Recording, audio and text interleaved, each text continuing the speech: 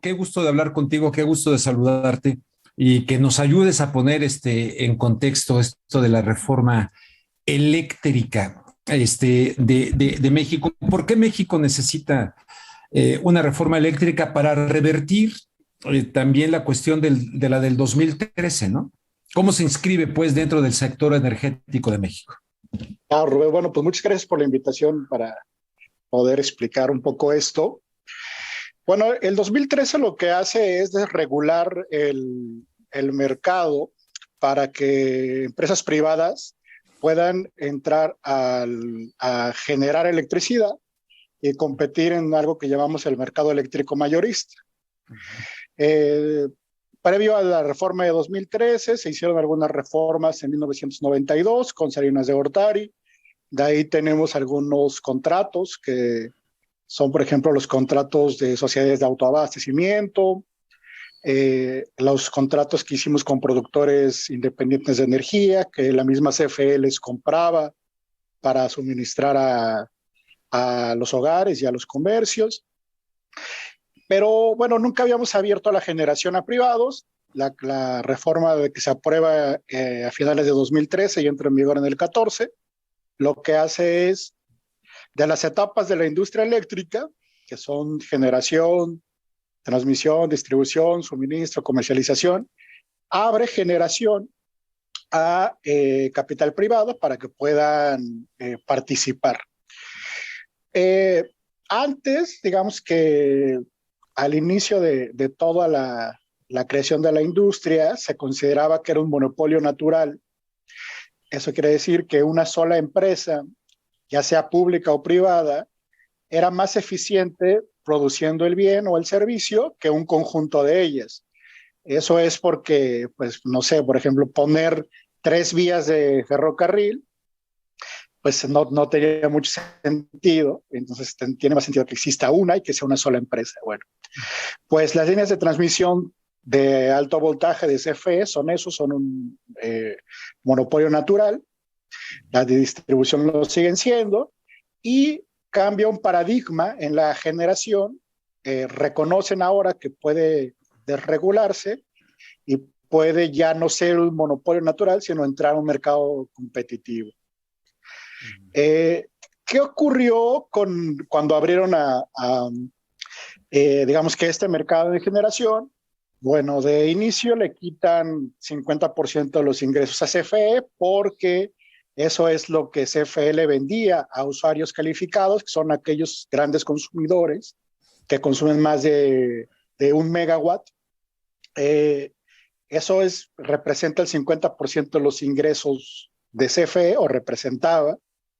Ahora, pues los usuarios calificados pueden ir al mercado eléctrico mayorista y comprarle a quien, bueno, pues más le convenga, según una subasta. CFE se queda con el suministro básico, que es lo que llega a los hogares de todos los mexicanos, y tiene un fuerte subsidio, tiene un fuerte componente de subsidio. Podemos ver los recibos de luz que nos llegan a nuestras casas, y eso no refleja el costo real de la producción ni de la compra que incluso hace la propia CFE a los productores privados para poder suministrarnos.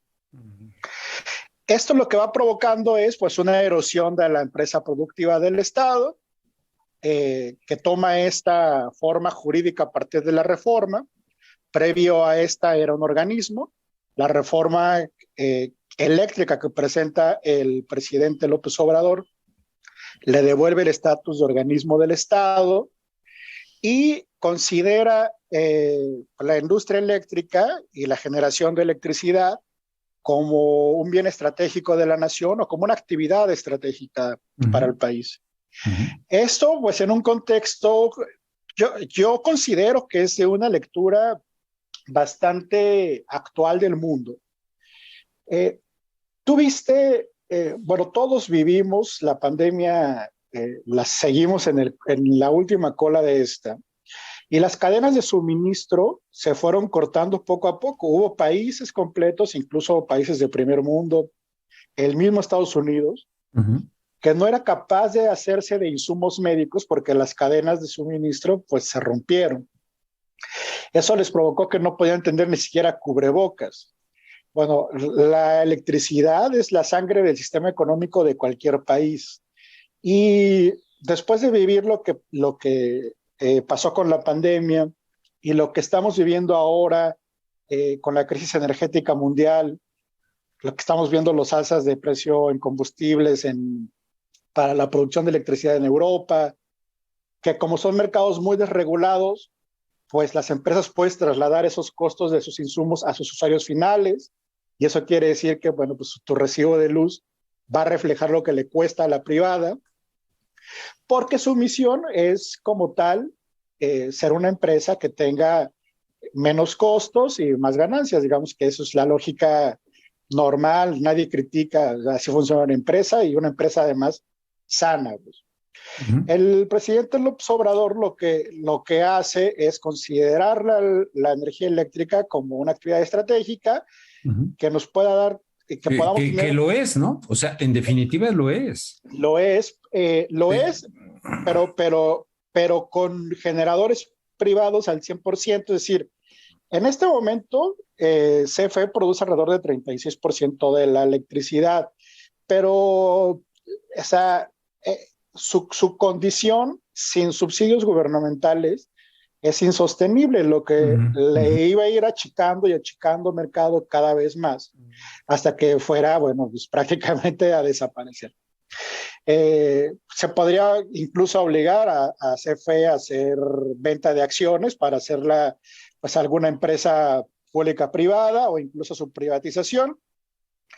Pero tener el 100% de la electricidad en manos de privados, lo que, bueno, puede provocar es que pues tengas muy pocas herramientas para que en crisis, ya sea de aumento de costos de tus insumos o incluso del mismo control del sistema eléctrico nacional, pues puedas maniobrar para que tu país pues, no se quede sin este flujo pues, vital de energía que mueve. Oye, es lo que está pasando en España, ¿no? ¿O no? Bueno, en España lo que tienen es que tienen una generación completamente desregulada, pero fíjate que España, ahora, como ellos tienen una matriz de generación que se basa mucho en gas natural, aunque su gas natural proviene generalmente de la región del norte de África, con gaseoductos que vienen de Argelia y de Nigeria, y otra parte importante con gas natural licuado que los llevan a través de buques metaneros desde Estados Unidos. Bueno, el precio del gas natural ha subido, primero porque veníamos de una poca actividad económica, es decir, teníamos un poco consumo de energía, incluso eso está ocurriendo en todo el mundo. Veníamos de una baja de producción en las industrias. Reactivamos económicamente ya en este momento, pues en un porcentaje importante, empezamos a utilizar más electricidad. Al utilizar más electricidad, empezamos a consumir insumos como el carbón, como el gas natural, incluso el petróleo que llegó a precios importantes.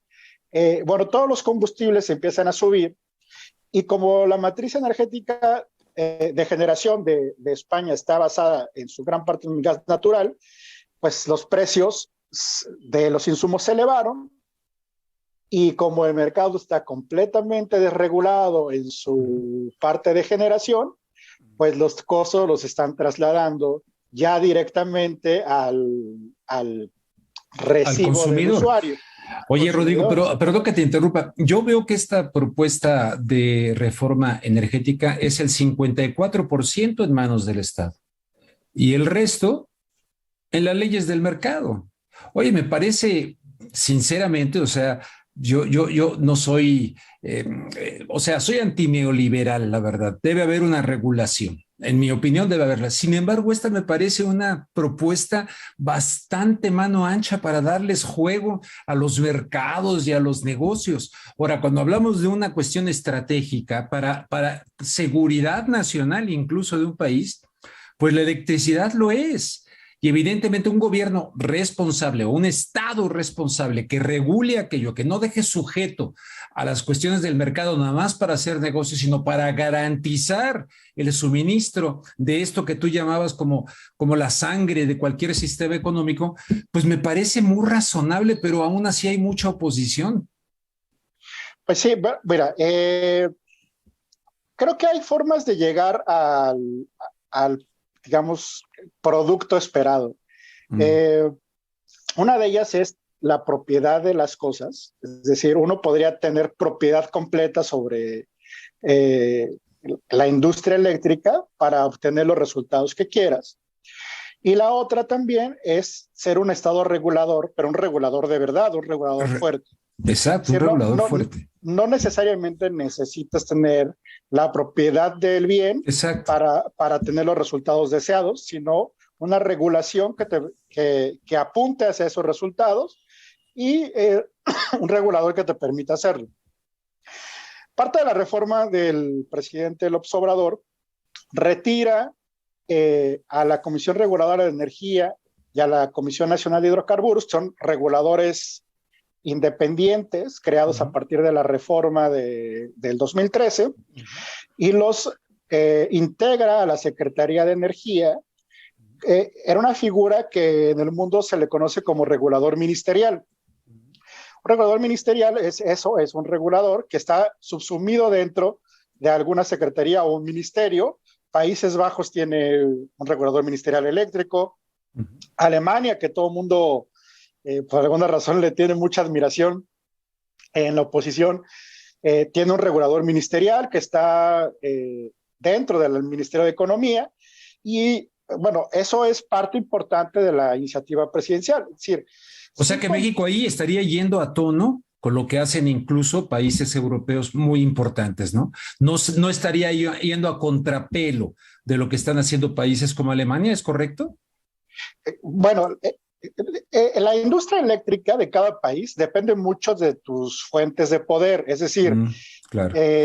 si en Noruega lo que tienes pues es mucha capacidad de producir energía a través de agua, pues te conviene tener una empresa estatal que genere a través de hidroeléctricas el 90% de tu país. Si en México tienes acceso a hidrocarburos, o a viento o a sol, pues te conviene tener una matriz de generación mucho más balanceada, por así decirlo. ¿Qué nos conviene en México entonces? En el caso de Alemania, te quería comentar, sí.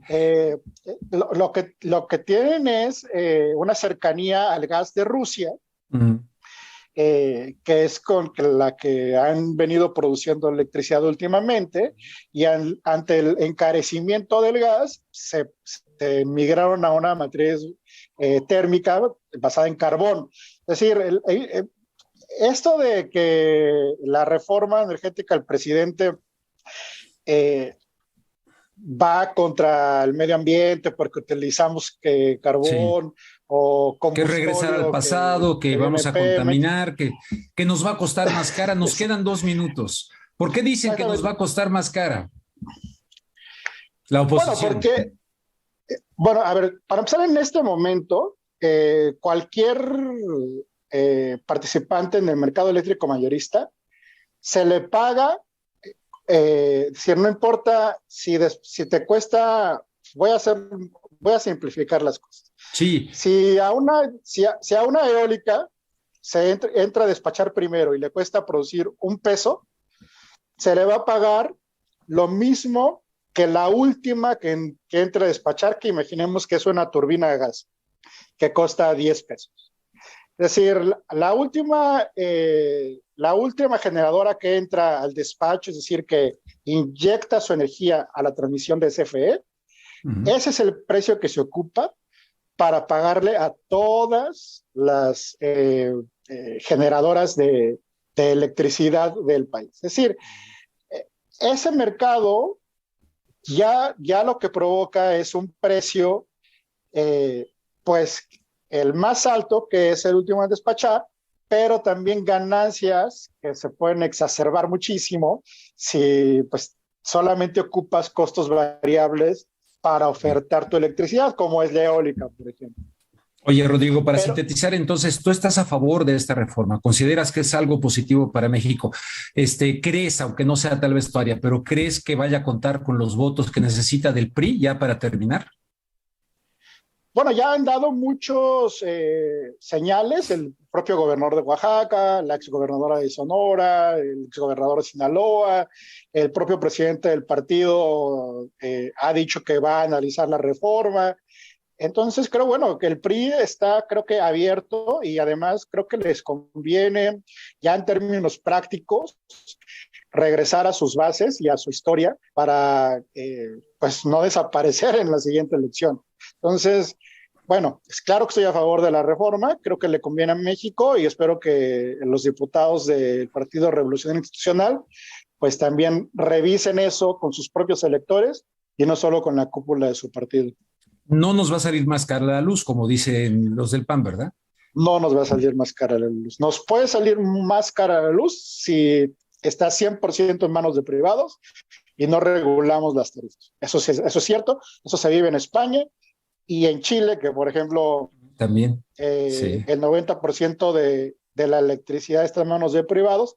Desde el golpe de Pinochet, de esos, ellos llevan regulando desde los Sí, 80. pues fue el Y programa ahí es más, piloto. la electricidad en Chile es más cara que en México. Se habla poco de ellos, pero es así.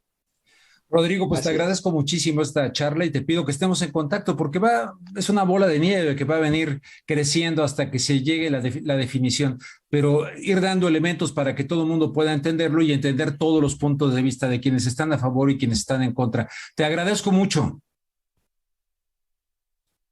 A ti, Rubén, y muy buenas noches. Muy buena noche, muchas gracias.